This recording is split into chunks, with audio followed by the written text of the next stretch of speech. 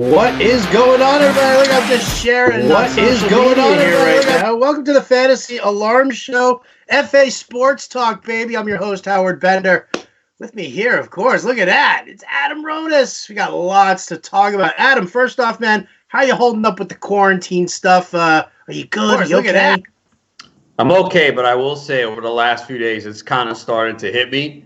You know, I was getting through everything and was pretty much watching stuff, still working, still doing our radio shows, doing these live streams. But it just kind of hit me over the last few days that we just don't have live sports, sports betting. I know we can bet on the NFL draft and some other things, but I was so into the NBA, so I kind of really feel it now. The absence of baseball, which we'd be, in the middle of the season now, making our waiver wire pickups. NBA playoffs should have been underway this past weekend. So it really has hit me over the last week and a little bit, but I've just been so busy this week with all this NFL draft coverage that haven't had time to think about it. So we'll see what happens next week. I'm just going to say this one time, and we'll keep this between us. I legit had the urge to stretch and exercise yesterday. I realized that this quarantine is getting to me so badly that I just, like the broken foot and not being able to go on walks with the dogs because I'm out of the boot, but I'm still not 100%, and I can't really bend the foot there. But I was sitting there, I got up off the chair yesterday. I was like, man, I am one fat SOB. I need to stretch. I need to exercise. I actually did a couple of stretches. It's interesting. I just thought of something now. Number one, I still take walks every single day, unless the weather is bad. But I try to walk every day. It's something that I've been doing for 2 years now. And it has helped improve my health because working from home, you don't realize the lack of activity that you have. But thinking about it now with this quarantine, so many people are at home eating a ton. So yeah, you might survive COVID-19. Your health's going to be, not you specifically, but a lot of people are going to be terrible health-wise at the end of this because I don't know if a lot of people are going to have the drive and desire to work out at home. I mean, I started doing more push-ups the other day. I haven't done them in a while. My chest was sore, so just kind of getting used to that. But yeah, I'm trying to do more exercise at home as well because I can't play softball. That's another thing. That's really too what hit me. It should have been week 3 of the softball season last week, and now who knows when we're going to play. So it's kind of hit me over the last few days. Yeah, and it's definitely hit a lot of people here. I mean, listen, there's a lot of talk going on right now. There's a lot of promises here and there. I'm hearing the NHL season is looking to pick back up soon. You were just telling me before we got on the show that Boston Red Sox took their sanctions, which means now all of a sudden, MLB could be moving in that right direction.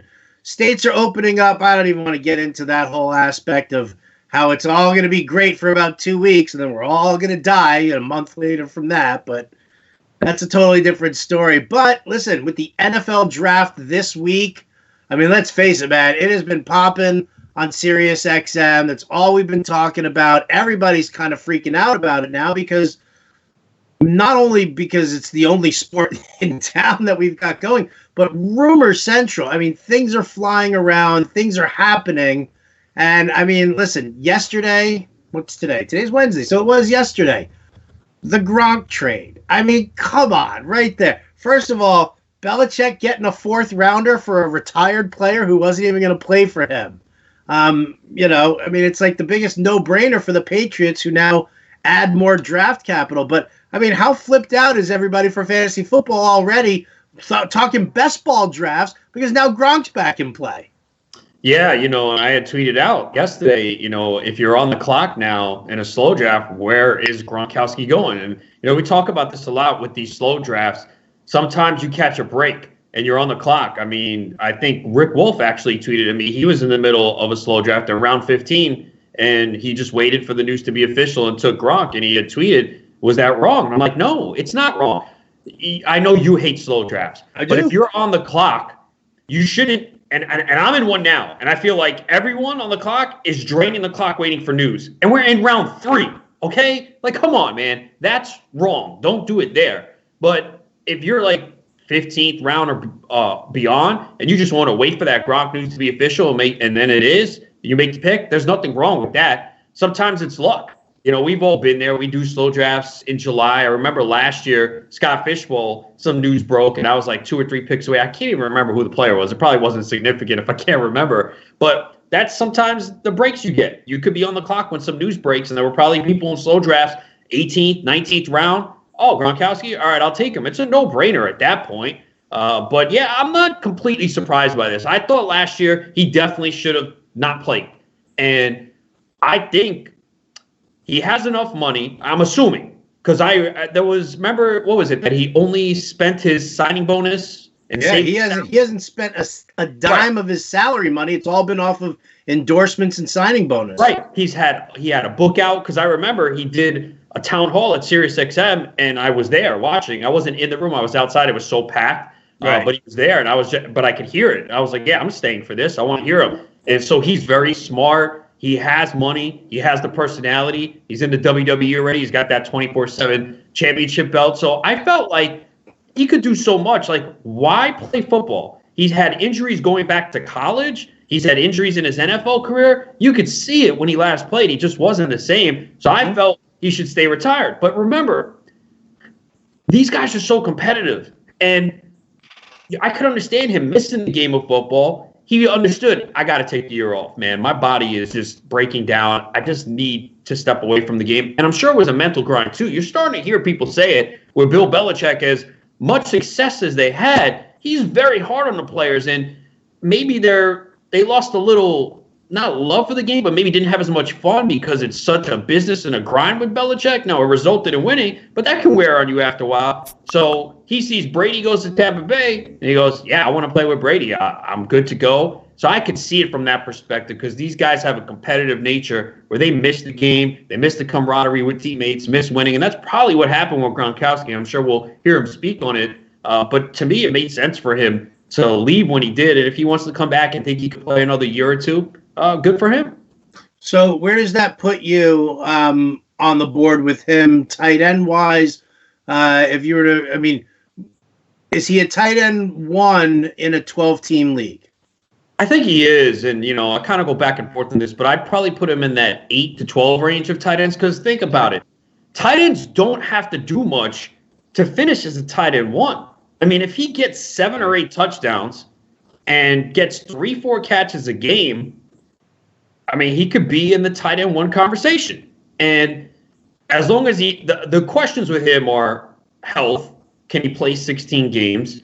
And he clearly has to bulk up. If you've seen him recently, he doesn't look the same. But he has time. It's only April. And there was already reports that he's been working out. So he can clearly put on some weight and be ready for the start of the season. You don't have to worry about working with a new quarterback. He has a great rapport with Brady. We know Brady's going to look for him. There's a reason why they brought him there. It's not like we're going to trade for him, pay him $10 million and not use him.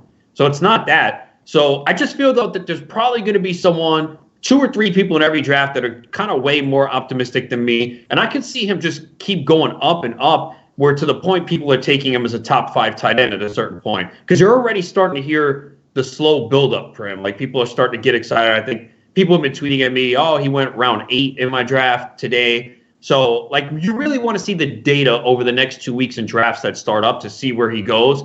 But I just feel like there's always going to be several people in drafts that are going to be more excited than me. There definitely is a high ceiling, but there definitely is risk because of his health. And can he stay healthy the whole season? He certainly didn't look the same the last time we saw him. But, how many tight ends have the ceiling that he does if he's healthy? Now, you tweeted out also yesterday, Bruce Arians doesn't use the tight end. What are we getting so excited about? And that was sarcasm, which a lot of people didn't get. I don't know I said, if people know me, they get it. And a lot of the responses that were being wise asses to me and trying to tell me, well, Brady runs the offense, he's going to do what he wants, were people who don't follow me. So if you don't follow me and you see it retweeted, oh, look at this guy, he doesn't know what he's talking about. Clearly, come on, man. Do you think Bruce Arians is going to say, no, Brady, you're not throwing a Gronk. I don't like tight ends in my system. Really? Come on, man. So I hope people understood that. I know O.J. Howard was the big argument last year, and I'm not going to lie. I was high on O.J. Howard last year. I wrote an article saying O.J. Howard could have a big year. I guess I got lucky in a way, because in my 15 to 20 drafts, including best balls, I only had OJ Howard. I think I definitely had him in one redraft league. It was the FSGA league, and I still wound up winning, taking OJ Howard in the 5th round of a 14-team league, which is just an example, as I say all the time. Can't blame your early picks for flopping. If you can't say, well, I'm going to lose this year because my 1st-round pick got hurt, my 5th-round pick did nothing. It's the rest of your team. Your middle to late round picks and the waiver wire that really makes a difference. So Howard did nothing for me. I cut him. So I was definitely wrong on him last year. But I don't know if we can see the easy deduction from that is saying, yeah, Bruce Arians doesn't like tight ends. Well, maybe OJ Howard made a mistake too many, got in the doghouse, and Arians said, I'm done with him. I don't know if we can say that. Like the same thing with Juju Smith-Schuster. A lot of people last year were arguing, well, he can't be a number 1 wide receiver. He doesn't have Antonio Brown.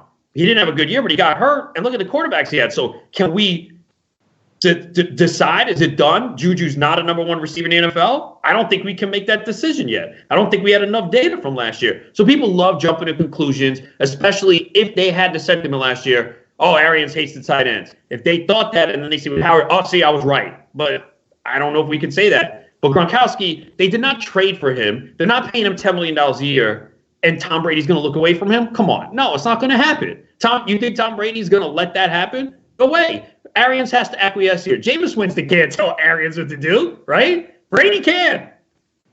And that was the whole thing, and that was the fun part about it, was because I said this to Jim on the Fantasy Alarm show. I said to him, I was like, all that talk about Arians not loving the tight end, you kind of have to put that aside, only because Arians already said that Tom Brady is going to be controlling that offense. It's going to be a base system that Arians likes to use, but he knows for a fact that he has to make significant adjustments towards Brady's style, towards Brady's, current level of talent. With Winston, it was perfect for Arians because you just chuck it downfield. I love that 7-step drop and air it out 40, 50 yards to Mike Evans. Arians knows that he can't do that with Brady, and therefore it's okay. You're the general on the field. You control that offense. Where do you want to go? Oh, you want to go to your old buddy Gronk? Okay, we can make this happen. I mean, I thought they paid a little bit of a steep price, I thought. They're going for it, man. They're totally going for it. Yeah. Totally going for it. I'd love to see what they do as far as running back in this draft. I think they're going to go offensive line to try and keep Brady nice and protected. But I wouldn't mind seeing, a secondary running back in there, to actually be the number 1, let Ronald Jones be the complimentary guy and see what happens there. But I mean, any running backs out there that you're looking at in this draft class thinking, hey, this might actually be a pretty decent option for the Bucs? Yeah, Clyde Edwards-Helaire. I mean, I think they need a pass catching back. We know Brady loves to dump it off to the running back. And I think he'd be a good fit there. You feel the same way? I felt the exact same way. I got everybody, oh, he's too small. I'm like, yeah, I'm really worried about him out in the flat running in space. 5'7", 207. So he's still got a solid build and a very good lateral agility. So I'm not really worried about that. I think he'd be a good fit for that offense. Yeah, I agree. I agree completely with Edwards-Helaire. I like that call. Adam Ronis, everybody. Adam Ronis! Come on! All right, so Gronk news aside, now all of a sudden, are we going real retro in the NFL? Because word busted out that Percy Harvin is ready to come back to the NFL. Dude hasn't played a snap since 2016. I mean, it really looked like he was just kind of quitting on football, all the sitting out with the migraines. Listen, I get migraines. I know that it can be debilitating. So I understand that aspect, but Harvin's heart really wasn't in it. And you could see that over his last couple of seasons playing. Now he says that he's mentally prepared, he's mentally ready. Would you even remotely consider Percy Harvin for your fantasy team? I mean, let's just say as like a top 5 on your team, like your number 5 wide receiver, who you'd probably grab somewhere around around 13, 14, maybe 12, 13, right around there? I'm going to say no right now. I feel like there's a lot of depth at wide receiver. There's some good receivers. I've been doing the wide receiver series, and as I look down, I'm like, wow, there's some good receivers. I mean, there's some second-year receivers that didn't do much last year that I think could have a better year this year. So I'm going to say no. I mean, Harvin, look, like you said, he's missed so much time.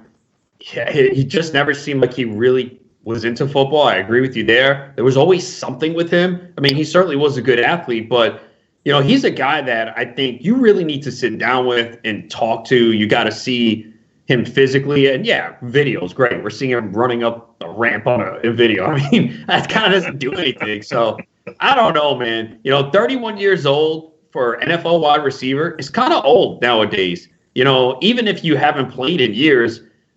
It's one thing to take off a year. We saw Jason Witten do it, and he was fine. Not that he, run or anything. He just needed to get open. He always has. Same thing with Gronk. Gronk's still, 31, 1 year off. Fine. But several years off, not taking hits, and not a big guy. And I don't know, man. I saw that today. I'm like, what? I'm like, really?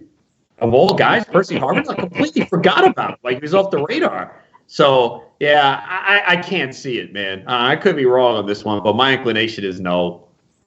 My inclination is no as well. And I wasn't even a big Percy Harvin fan either. So when I saw that happen, I was like, okay. You know what? Something like that, I'm so excited for, those people who jump on the news, who jump on the name, who jump on the situation. I'm like, if they're on the ledge of the building, I'm the one pushing them off, being like, yeah, get him. You want that. Totally. Because I don't want it. And it wastes, to me, it's them wasting a pick. It opens up a better possibility for me down the road. Other bit of news in the NFL, and now this one's kind of a big one. And I'm curious as to your reaction about it here. Lamar Jackson himself said he does not expect to run as much this year as he did last year. Made a specific comment about how talented the running backs, Mark Ingram and Gus Edwards, are on that team. Talked about, Justice Hill as well as being an option. So when Lamar Jackson says that he's not running, if you're in a home league and you want that guy, I mean, let's face it, people are taking him late first, early second round. As late, the latest I've seen him go so far is late second round. Does the idea of him not running as much as he did last year, does that turn you off from him at that draft spot? I mean, I wasn't taking him in that spot anyway. And let's pretend you're not Adam Ronis, fantasy analyst. Let's pretend you're Adam, some other dude who just joined the office league for fantasy football. Yeah, look, he could say this. What do you have, like 175, 176 carries? Of course it's going to go down. But even if he runs less, 150 times, he could say what he wants. You think Lamar Jackson's dropping back and he sees a lane he's not taking off? So I'm not completely buying this. He's saying, we have talent. The same running backs they had last year. So all of a sudden, what? You're going to finally give Justice Hill the ball more? Who I thought, he was a guy that I drafted last year in the later rounds, thinking, all right, maybe something could happen with him, and it just never got the opportunity as they kept feeding Ingram, and Ingram was getting the touchdowns and Lamar was running. So he's still going to run. I just maybe not to the level he did last year, but I still see 140, 150 carries for him.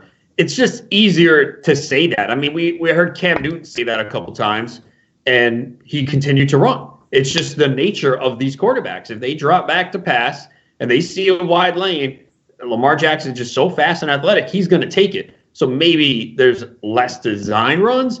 He could say this, though. But until the game's go underway, I kind of don't believe it 100%. And, yeah, you don't want your quarterback running 176 times. You just don't. And he was fortunate that he didn't get hurt last year. But if you keep that opportunity up, you increase the risk of taking that big hit. So, yeah, he might run less, but it's still going to be about 140, 150 times. So you want to move him down around? Sure, but, I still, again, we're the same way. I'm not taking him that early. It doesn't matter to me. I probably would rank him one. It's either him or Pat Mahomes 1, 2. One of those guys will be the 1 or 2, but guys that I won't be taking. Guys, well, you know what? I won't say that I won't be taking them, because I said if I'm doing 12, 14 fantasy leagues like I end up usually doing, you know what? I'm going to do it. I'll be that guy who bites in one league just so I can have that share of him. Because it's not only, to me, it's not only about having the one share, but it's also about showing people that, listen, I can still build a strong team even by using that high of a pick on a QB, but I don't recommend it. Like, that's just, and it's my built-in excuse if anything happens to that team. Be like, well, I told you don't take a quarterback in the second round. What'd I tell you? You don't take Lamar Jackson in the second round, Gronk in the third, and then hope that you can end up taking Percy Harvin as your fourth round pick. Yeah, but I think it's true, though. You can win with a lot of different strategies. I know we kind of emphasize don't take the quarterbacks early just because you see how many pan out late that are values. I mean, I did a league last year with some high-stakes players and people in the industry, and I waited on quarterback to the double-digit rounds and came out with Russell Wilson and Dak Prescott. I mean, trying to decide who to start every week was a little bit of a nightmare, especially late in the year when Russell Wilson slowed down. But and there's guys off the waiver wire every year, so that's why. It's just, we see it. And even Lamar Jackson's a perfect example. Lamar Jackson in a lot of leagues last year was taken as a backup quarterback in many leagues. There are people who probably came away with Lamar Jackson and someone they took ahead of them that they're like, all right, I got to trade one of these guys now. So there's just so many quarterbacks that you can find late that pop off. Mahomes was a guy 2 years ago that was taken as the backup. So it's just so easy to find quarterbacks. And if you're in a real shallow league,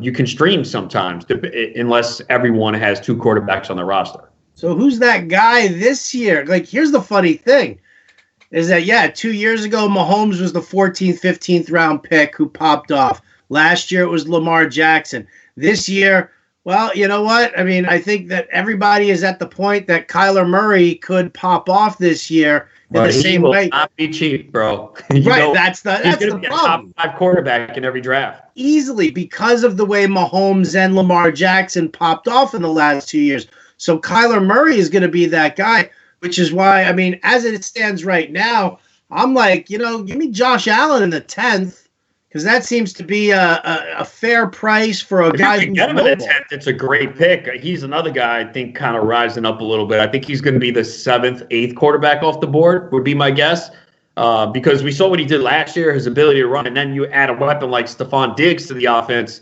it makes them better. They still don't pass a lot, but yeah, I mean, Allen. I thought Stephon Diggs was a little on the overrated side. At least I was on fantasyalarm.com today. Difference. Fantasy he is, but he helps Josh Allen, though, right? Another weapon.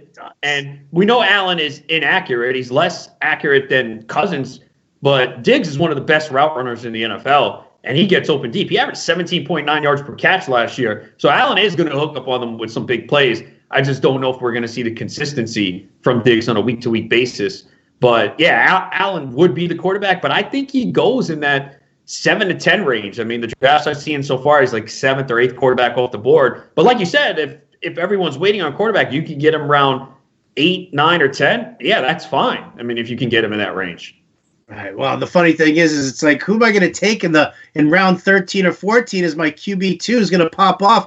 All of a sudden now I'm thinking, well, it's either going to be like Aaron Rodgers, Matt Ryan, like one of those guys all of a sudden is going to slip that far. Russell Wilson will end up coming at a super cheap price because of this also. So, I mean, cheaper than usual is where it's been going. I mean, the thing is, the common thread there is these quarterbacks run, but there are a couple guys that don't run that I think are going late that could be pretty good. Matthew Stafford. Stafford was having a great year last year before he got hurt. Still has Galle, Marvin Jones, Hockenson. Maybe they draft someone, but Stafford was playing very well. And Ben Roethlisberger, especially people forget about him. I was looking at that SiriusXM mock draft that you guys did. I think you were in that one, right? A few weeks back. And I was like, Stafford didn't go, Roethlisberger didn't go.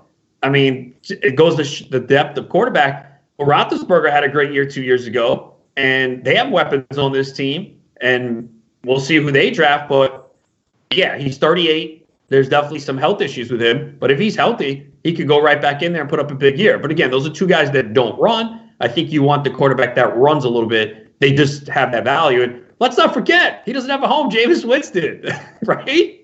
I mean, you can knock him all you want, but if he's in the right offense, sure, throw those picks. I had Winston in so many leagues last year, and I was still able to win leagues. Yeah, throw those picks. Just drop back and throw 40 times, chuck it up. throw your 300 plus yards, 3 touchdowns. So I like Winston for fantasy. For fantasy, I think Winston's great. I wouldn't be, unless you're in a league. There was one dude who kept emailing me. He was like, it's -6 points for an interception. I'm like, all right, if that's the case, then stop with asking me about Jameis Winston. Just drop him off your team. Was it touchdown 6 also? Touchdowns were 4. Interceptions were -6. Wow, yeah. Then clearly, you don't need to be a mathematician that's great in calculus to figure that out. I was like, just stop asking me about Winston. It doesn't work in this league. In any other league, if it's 1 point, -1, -2 for interception, do it. I was happy. I was fine. 350 yards with 3 touchdowns later. I'm good with Winston. So I agree with you on that one there. I was actually really bullish on Winston before all the Brady talk happened. Because I was like, listen, a second year in Arians' offense, I think this could have been something nice for him. But obviously Tampa Bay couldn't hit that direction. It seemed like Arians couldn't take it anymore. I think I saw something where he said the last couple games of the year kind of did it for him with some of the interceptions he threw. Yeah. What are you going to do? What are you going to do? All right. Well, what about let's talk a little NFL draft real quick here. The big question, it's Tua, it's Herbert, Miami, the Chargers, one of them.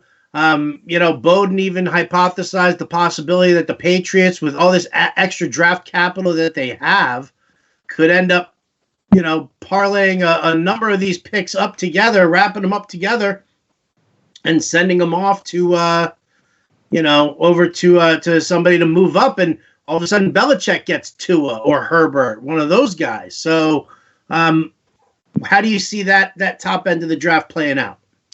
I think Tua is going to Miami. I think they're kind of sending smoke signals out to have the Chargers get worried and force the Chargers to trade up to get Herbert. So that's just my look. This seems like it's going to be a wild draft. We see all these prognostications. Everyone predicts stuff. Then tomorrow comes and it's, oh, no one saw that coming. So it's probably going to be like that. But I just kind of feel Miami is just doing this to get the Chargers to trade up and move ahead of them to get Herbert. That's just my inclination. I think Tua winds up in Miami. Tua ends up in Miami. And I did see something about Miami trading up just to solidify that actually happening. So there was other reports that Miami is trading up to get an offensive lineman there also. Like, it's just so – you got to be careful. This week, too, and especially – forget it. Like, you can't even listen to this stuff because it's agents and teams throwing stuff out there. I mean, there was a report about Jerry Jeudy and his knee. I think coming out of Philadelphia. You don't think Philadelphia wants him to slide down because of his reports so they can get him? So you gotta be real careful with this stuff. Well, that was one of the things I asked that out yesterday. I was like, so who's this year's Laramie Tunsil? Who's gonna have somebody in their side turn on them to kill their draft value? Like, where's that gonna happen? To me, it's not something with Tua or with Herbert. But I mean, the Jeudy information is very interesting there. The talk about Dave Gettleman doing his homework on Justin Herbert, I was like, really? Like, Are you trying to? I mean, that's clearly, I want to trade this pick. Need somebody to panic at this point. But yeah, I mean, this is my favorite part of the draft. My favorite part of the draft is Friday morning, listening to every analyst who knew exactly what was going to happen, right? Explain how it didn't happen that way. Right. Yeah. I mean, look, and that happens. I mean, this is very difficult to predict, and especially now with everything that's going on and the nature of this draft being virtual, it's going to be a wild ride. It's definitely going to be a wild ride. Do you see any running backs? Like, we can talk. I mean, I think we know the top wide receivers and Jeudy and Jefferson and CeeDee Lamb and those guys where we're going to go. Running backs seem to be the sticking point. I've heard some people talk about in that late first round, like DeAndre Swift being a possibility. But do you see anybody do you see a running back going in the first round at all? I probably would say one. I know the draft prop is 0.5 for running backs going in the first round. I have a feeling one will go. So I would take the over there. I know the juice is better on the under, but I kind of have a feeling one will go. It could be Swift, maybe Miami, since they have 3 picks in the first round. I think Swift to Kansas City would be wild. I don't know if they do it at 32, but man, for fantasy, Swift in that offense, I know Damian Williams has been good when he's been on the field, but he's 28 now. He couldn't stay healthy last year. Again, he did a great job. He was excellent in the Super Bowl. And I know they brought in DeAndre Washington. So I don't know if it's the most glaring need, but if they really want to make that offense even better, adding Swift to Kansas City for fantasy certainly would be appealing. All right, so you like the over. You do think a running back will go in the first round. I can dig that. What do you think's going to be what's going to be that crazy, like, I can't believe this happened. Like, I'm sitting here and I'm jumping on board with this whole Patriots parlaying everything up and, all of a sudden saying, F you Miami, F you the Chargers. We suddenly made this deal, and now here we are with Tua as a possibility. Craziest trade you'd like to see happen?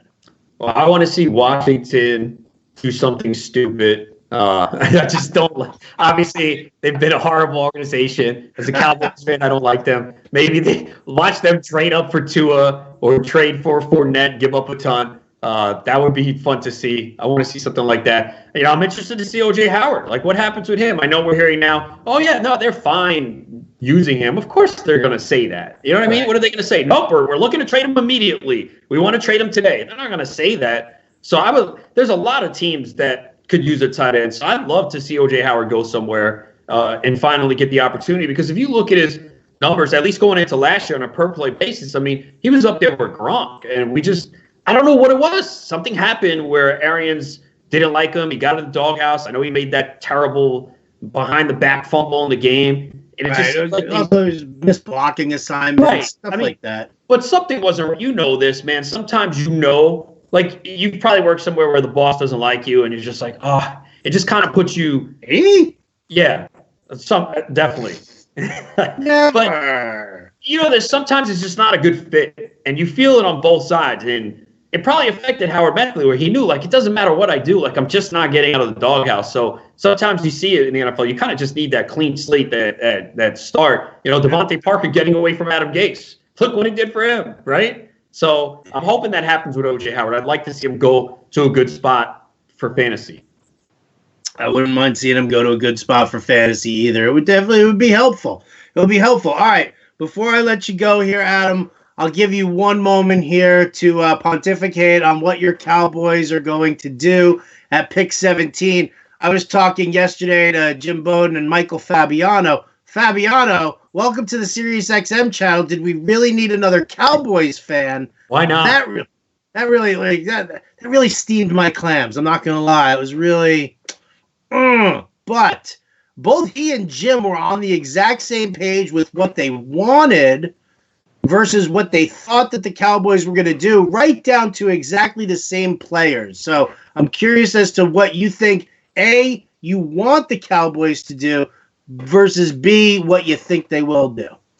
The one thing is they've actually been pretty good at the draft the last few years. When you look at what they have done, obviously getting Dak where they did, Michael Gallup. So they've done a good job. I think it's got to be defense or an offensive lineman. I mean, they could certainly use a center, but probably defense, whether it's defensive end or quarterback. I mean, that's their area of need right now. I know they could use a slot receiver, but I don't see them taking it in the first round. I think they've only done it once. They've taken a receiver in the first round, and it was Des Bryant. So I don't see them taking a receiver. They certainly have some needs on defense. I think they're fine offensively. They can find a slot receiver later or sign a veteran. I like Blake Jarwin at tight end. I know people have brought O.J. Howard to the Cowboys as a possible destination, and I like him, but I like Blake Jarwin. I don't think they need to do that. They need to upgrade the defense. I think the offense is fine. Although, again, Travis Frederick was a loss. So I could see them potentially going with a center there. But a lot of the mocks look like they're going to take a defensive player, where it's a pass rusher or a corner. Yeah, I've seen C.J. Henderson's name get thrown around. I've seen who was the other guy? The LSU edge rusher, yeah. Well, yeah, I mean, Chason, the edge rusher, that was the name that both Fabiano and Bowden were on. They were like, we'd love to see CeeDee Lamb or Henry Ruggs in there, but... Yeah, I don't think they last. No, but they were more on the whole corner and the edge rusher as well. Yeah, I think that's where they need to go. All right. I'm just praying my Jets get one of the top 3 offensive linemen. That's really all. I think the Jets are the wild card because, like you said, either linemen. But if they go wide receiver, it's going to change some things up there because there are teams in that area that need wide receivers: Raiders, 49ers, Broncos. So Jets are kind of the wild card there. We had 12 trades in the first round last year for the draft. This year, I think the over-under got set at like 9.5. You want the over or the under? Under. I think it might be a little bit more difficult with the virtual draft, and these GMs don't even know how to turn on a computer. It's unbelievable. Unbelievable. In the test, the Bengals messed everything up. I was like, really? The Bengals? You had one game to hand. But didn't they say it was more a technical issue and not their fault? It doesn't matter. It's 2020. They said the rest of it went smooth, but we know that there's going to be a technical issue during this draft. That there will be. Folks, you've got to tune in. So tune in tomorrow night for the NFL draft. Adam and I, we're going to be rocking the live streams throughout the entire night. We're going to have guests from SiriusXM's broadcast like Brad Evans, Jeff Radcliffe, Bob Harris. They're going to be joining us. But you've got me, you've got Adam, you've got John Impemba, Jen Piacenti, Justin Fensterman, Ryan Hallam, the whole crew. We're going to be live streaming. We're going to be doing reactionary videos. We've got a live chat going. This is all in conjunction with the SiriusXM broadcast.